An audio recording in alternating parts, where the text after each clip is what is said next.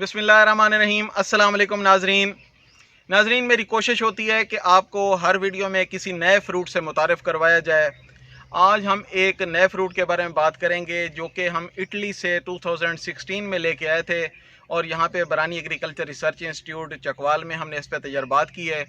तो ये बहुत ही कामयाबी से काश्त हो रहा है, इसकी बड़ी अच्छी फ्रूटिंग है। तो आज हम इसी के बारे में बात करते हैं। ये अभी आप जो मेरे हाथ में ये फ़्रूट देख रहे हैं, ये नेक्ट्रीन का फ्रूट है।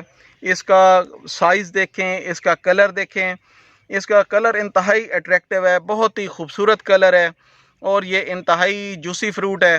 ये इंटरनेशनली जो फॉरेन कंट्रीज़ हैं, यूरोपियन कंट्रीज़ हैं, वहाँ पे इसको बहुत ज़्यादा लाइक किया जाता है।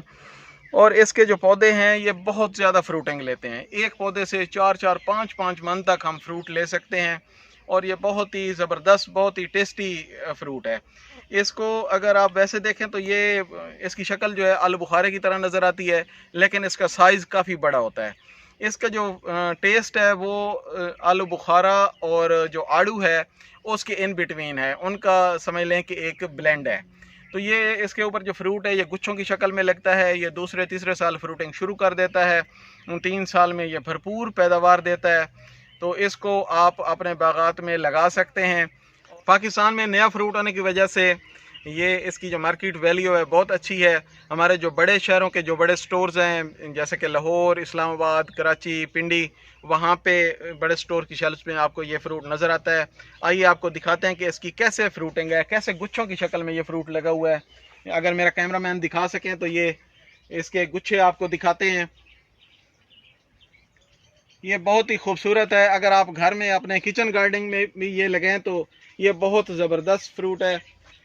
इसकी खूबसूरती जो है उसकी वजह से भी इसको बड़ा पसंद किया जाता है।